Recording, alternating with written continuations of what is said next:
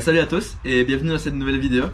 Donc tout d'abord je tenais à tous vous remercier pour tous vos commentaires, tous vos j'aime, pour le nombre de vues impressionnant qu'il y a eu sur la première vidéo. Franchement c'est un truc de fou. Donc je tenais à vous remercier pour ça. Et pour la peine, dans chaque vidéo maintenant, je vais instaurer un petit truc en début de vidéo. Donc je vais lire certaines de vos questions et y répondre. Donc tout d'abord c'est vrai, je ne me suis même pas présenté dans la présentation du projet. Donc pour ce faire, voilà. Je m'appelle Jordan, j'ai 24 ans. Comme beaucoup l'ont entendu à ma voix, je vais de Belgique. Et j'ai toujours été passionné d'automobile dans mon enfance, même toujours maintenant d'ailleurs, parce que sinon je ne referais pas ça. J'ai toujours été donc passionné d'automobile, mais principalement de voitures japonaises. Et c'est pas mon premier projet. Ce qui m'a passionné quand j'étais enfant, c'était la première voiture à mon père. Donc on a refait ensemble une vieille coccinelle de 1966. Donc si vous voulez, je pourrais vous en faire une vidéo de présentation si un jour vous le souhaitez. Et donc c'est pas mon premier barbecue ici. Et voilà. Pour ce qui est de la couleur, elle restera de cette date-ci. Donc je suis extrêmement fan de la R32 en blanche. Et le fait d'avoir une vraie R32 en blanche d'origine, c'est un truc de fou, c'était comme tomber du ciel, donc elle restera blanche. Quand je parle que pourquoi ne pas la remettre d'origine, j'ai envie de faire un resto mode. Donc il y a des choses qui ont évolué en 30 ans, c'est pas pour les laisser de côté. Quand je parlais au niveau moteur aussi, c'est je vais passer sur les turbos modernes parce que des turbos 30 ans n'ont plus forcément la fiabilité de maintenant. Les bobines haute tension du moteur c'est pareil, tout ce qui est injecteur aussi. Les pompes à essence c'est la même chose, je vais passer sur des pompes modernes. Par contre à l'intérieur je suis extrêmement fan du look rétro, donc là ce sera toujours tout ce qui est manomètre d'origine et tout ça. Et pour le freinage c'est pareil, freinage en 30 ans on a fait des grosses évolutions en termes de freinage, donc c'est pour ça que je vais passer sur un kit gros frein. Des jantes en 18 pouces parce que ça n'accepte pas plus petit. Mais sinon c'est à peu près tout quoi. La voiture restera globalement d'origine. Il y aura juste quelques petites améliorations par-ci par-là. Pour ce qui est de savoir si je la mets en drift ou en compétition, j'ai déjà moitié répondu à la question. Elle n'ira absolument pas là-dedans. La voiture c'est une voiture ici que je refais pour me balader, pour aller en rasso statique. Elle ne fera absolument pas de run non plus. C'est pas le but recherché là-dedans. Même si je vais mettre 500 chevaux dedans. En fait, quand j'étais plus jeune, j'ai été dans une R33 GTR qui avait la même puissance et ça m'a tellement matrixé que j'ai envie d'avoir la même chose. C'était tellement impressionnant, la sensation et tout ça. Je sais bien qu'il n'y a pas forcément besoin d'énormément de puissance sur une bagnole comme celle-ci parce qu'elle est quand même assez légère et elle a un châssis très affûté, mais pour moi, personnellement, c'est une puissance dont j'ai toujours voulu et c'est la capacité des turbos que je vais mettre dedans. Je me vois pas mettre plus et ça sert à rien. 500 chevaux c'est déjà largement assez et de toute manière d'origine elle ne sortait quand même pas ses chevaux. Sortie d'usine 280, on les passait au banc, ça faisait plus aux alentours de 300, 330 comme les Supra. Donc voilà. Pour ce qui est de l'homologation en Belgique, elle est pas très compliquée. Donc ce qui est bien c'est que la mienne est en ancêtre maintenant vu qu'elle a plus de 30 ans. Donc je n'ai pas obligé d'avoir les certificats de conformité qui prend énormément de temps à avoir. Il me suffit d'avoir la preuve d'importation du véhicule ici en Belgique avec le dédouanage du véhicule. Donc là j'ai juste un formulaire à faire remplir à la douane qui a déjà été fait. Et après ça en fait j'ai juste à passer au contrôle technique avec. Ils vérifient les points dont ils ont besoin pour un véhicule de 30 ans et ça reste là-dessus. Pour ce qui est de la question de savoir, parce qu'il y en a beaucoup qui me demandent si c'est une vraie GTR ou pas. Voilà. Là, il est noté. Je sais pas si on le verra clairement, mais EBNR 32. Donc, ça, vous avez directement la réponse. Le numéro de châssis, il est là. Enfin, je ne montre pas le numéro de châssis, mais vous voyez bien que le numéro modèle, c'est bien une BNR.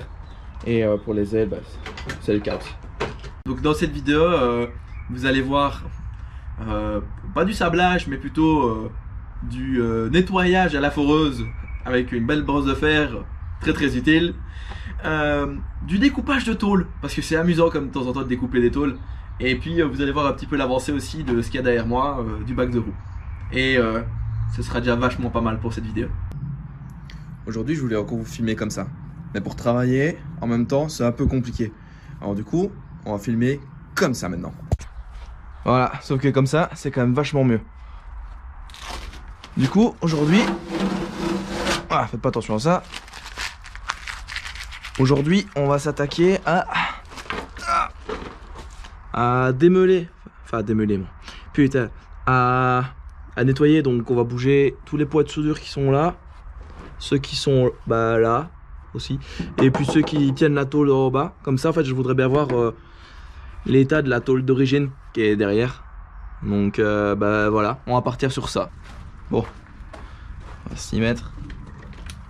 Oui, je suis nouveau dans la GoPro, du coup j'ai l'aperçu là-bas. Hop, graisseur. Nouvelle charrette. Oh, j'aime beaucoup. Alors, bon, on va nettoyer ça. Le but du coup c'est que je nettoie au mieux les soudures, mais que je les attaque le plus possible sur la tôle de remplacement. Comme ça je nique le moins possible la tôle d'origine. Ok, attends.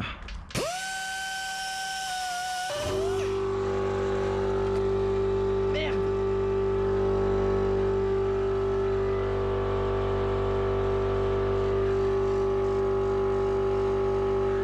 Ouais, par contre ça va faire un peu beaucoup de bruit. Voilà. Du coup, lui, il va faire un peu trop de bruit. Vu que je vais en avoir besoin souvent, plus de l'air, vu que c'est qu'à 50 litres. Donc, ce que je vais faire, c'est je vais continuer en accéléré. Comme ça, vous n'aurez pas le bruit de ce bazar. Et je reprends quand je commence à arriver à un poids à peu près correct. Bon, au final, la petite meuleuse, c'est bien pour faire de la finition. Mais vu que là je vais aller en mode barbare, j'ai été chercher le mode barbare. On va commencer avec ça.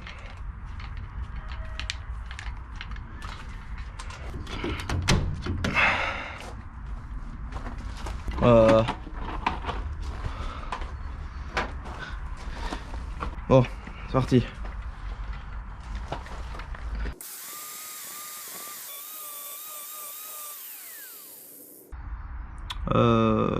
Un tournevis plat, je vais maquiller dans la tôle qui est là. Ça, je vais essayer de la ressortir. J'aurais pu facile à faire sauter les poids parce que là je suis plus en train de nettoyer la soudure qu'autre chose. En fait, j'ai en train de faire leur putain de travail. J'aurais dû faire avant. Bon, ouais, j'ai cherché le tournevis plat de compétition.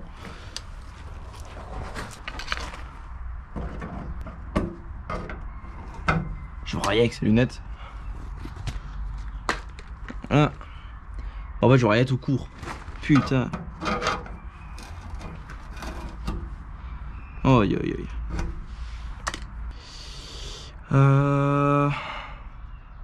Crunchy, crunchy.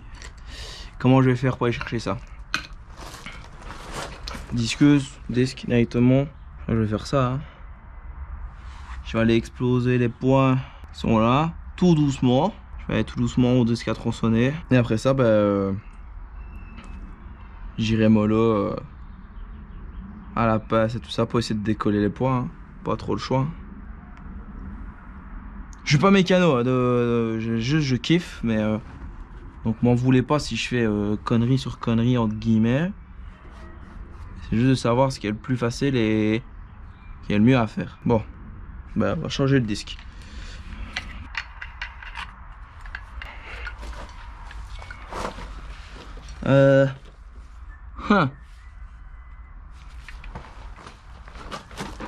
Sur ma petite meule dedans, il faudrait des petits disques à tronçonner en fait. Ce serait vachement plus simple que ce gros truc tout encombrant là. Putain.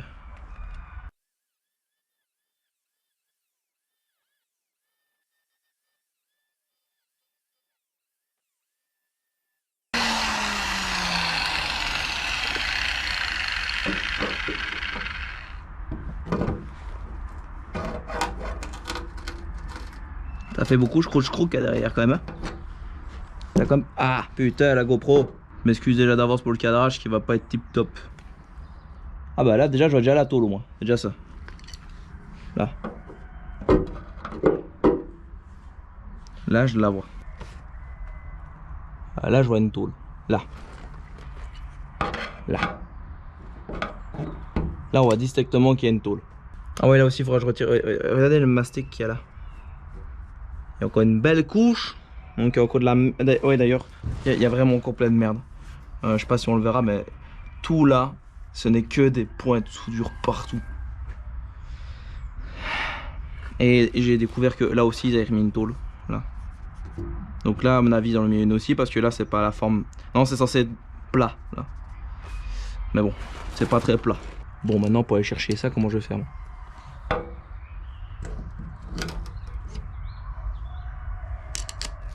En fait, je sais que la tôle en dessous est pourrie, mais j'aimerais voir la gueule qu'elle a avant de la découper. Parce que comme ça, je peux faire un patron directement dessus pour essayer de reproduire au mieux la forme qu'elle a. Même si l'aile, bah, ça se voit qu'en fait l'aile a été accidentée.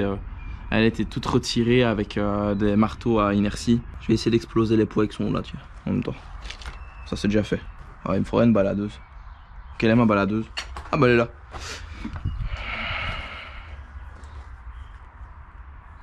Ah mon père il se faisait chier à ce point là. Moi je la jette dans un coin avec tout le fil déroulé et c'est bon.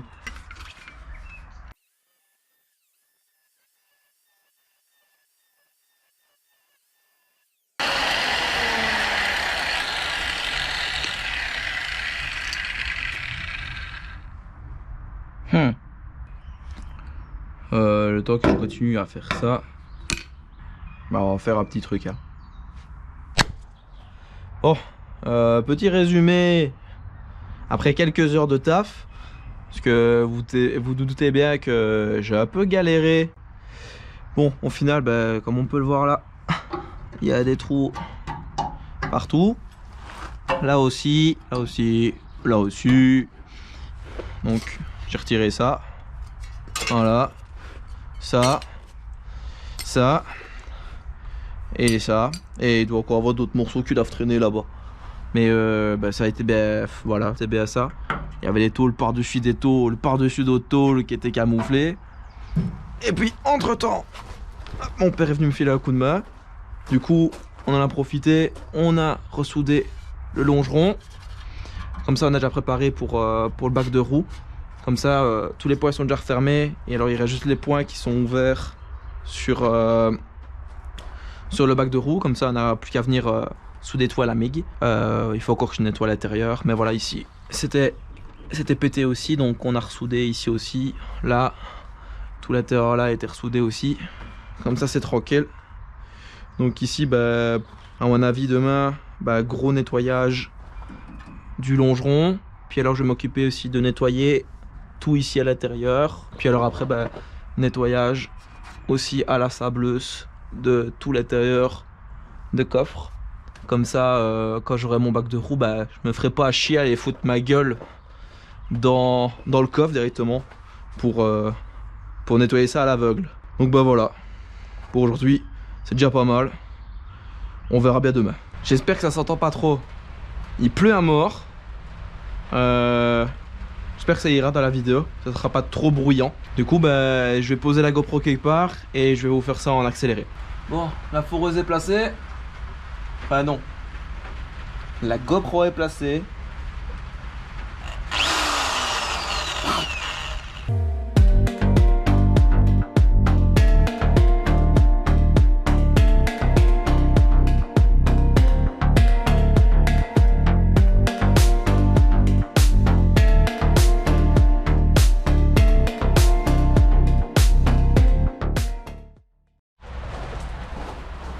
Bon.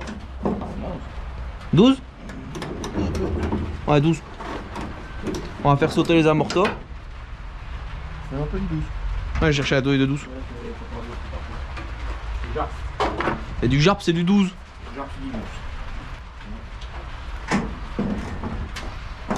On va les faire sauter comme ça, ce sera plus facile après pour nettoyer et tout. Et puis même pour ressouder le bac de roue, ce sera beaucoup plus facile comme ça. Ça vient facilement. Ouais. On va déjà prendre la... Faut le faire sauter de l'autre côté. Parce que... Ouais, ici, ça va être... En dessous, ça va être du 19. Ouais, je vais laisser ici 2-3 filets pris dedans. Ouais. Comme ça, il ne tombera pas. Ah ouais, comme ça, on le fait tomber après. Ouais. Ok. Hop, ouais, ce sera mieux comme ça. Il faut vraiment que j'aille acheter la baladeuse sans fil. On va mettre Merci, monsieur. Attends, Ouais, parce que tu le vois que le train est descendu de fou. le triangle est en train de tomber, donc on va le bloquer. Ok. Il va de remonter un peu. Voilà. Ça Euh, ne tombera pas. Ok. Ok, ok.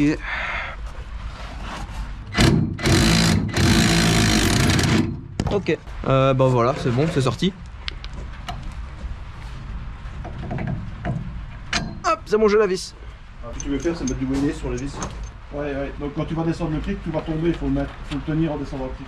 Oh, ouais, faut tenir l'amortisseur. Ouais. Donc ici, il est lâché. T'as tout lâché? Ouais, ouais. Il faut tenir l'amortisseur. Attends, moi, Vas-y, vas-y, moi je tiens l'amortisseur comme ça. Ah ouais, attends. C'est pas le sortir d'en dessous. Si, justement, c'est ça que je regardais. Ah, t'as fait la vaisselle. Ouais. Faut le sortir du cric. Voilà, c'est bon. Normalement, tu le passes par en haut. Voilà. Voilà, je le passe là-dedans. Et ah ouais, ouais. Et ouais, bah là. Et la voiture est trop basse. C'est pas grave. Si, ça me fait chier, j'ai envie de le relever. Ah ouais, mais le truc, ça lève la bagnole.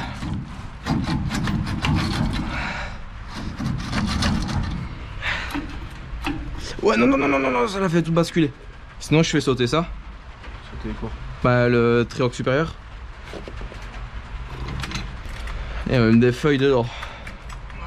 Sinon... Ah non, c'est le jouet qui est en morceaux, regarde. Ouais. Ouais, sinon il faut faire sauter le triangle supérieur. Je vais faire sauter celui-là. À mon avis, ça va être pareil, c'est à la 17. Ouais.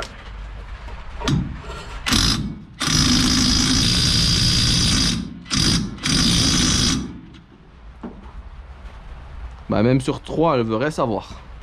Ouais, ça ira pas. C'est un gros marteau. Le gros marteau est là, il est sur l'établi. Ouais, quelques gros chocs. Allez, viens.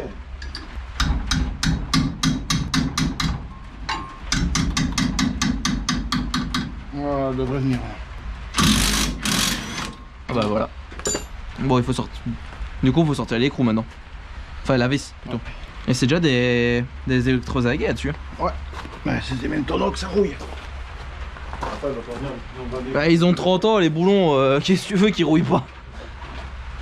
On peut pas leur en vouloir. Ça m'a appris avec tes yeux. Ah, c'est du cuivre? Ah ouais, c'est justement ce qu'il faut. Ouais, si tu tapes pas avec un marteau là-dessus. Non. Même si j'ai voulu le faire. Et tu n'as même pas de filet avec ça. Ouais, il a pas grand chose, hein. Il est même pas si rouillé, hein. Ah non. Ou alors tu t'es vraiment bien serré. Bah ouais, je crois qu'à mon avis, il était serré.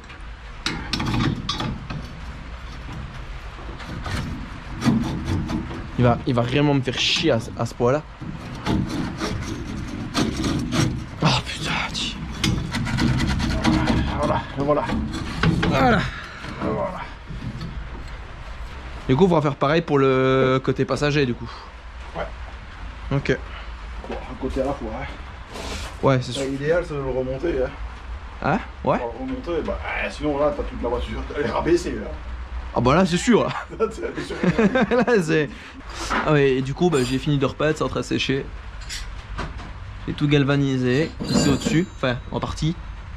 Il faudra que je continue cette partie-là demain. Là, aussi. Et là-bas. Et le longeron, je l'ai pas... Du coup, je l'ai pas encore fait, non plus. Ça m'a pris trop de temps de faire ça. Du coup, voilà. C'est rangé. C'est fini pour aujourd'hui. J'en ai marre. J'ai faim. J'ai froid. Et la pluie de merde, il fait tout humide. C'est bon comme ça pour aujourd'hui. Du coup, on continuera demain. Bon, ben, c'est déjà l'heure de la outro. On se retrouve quelques jours plus tard. J'ai oublié de faire l'intro. Du coup, je fais l'intro et l'outro en même temps. Voilà. Du coup, le à demain que vous avez entendu juste avant, il sera un peu plus long que prévu. Donc en fait, vous verrez la suite dans la prochaine vidéo. parce que je trouvais que la vidéo commençait déjà à devenir vachement longue et puis il faut quand même garder du contenu pour le reste. Donc sur ce, je vous dis à très bientôt. N'hésitez pas à vous abonner, à liker et à partager et à commenter à mort cette vidéo encore. Et ciao!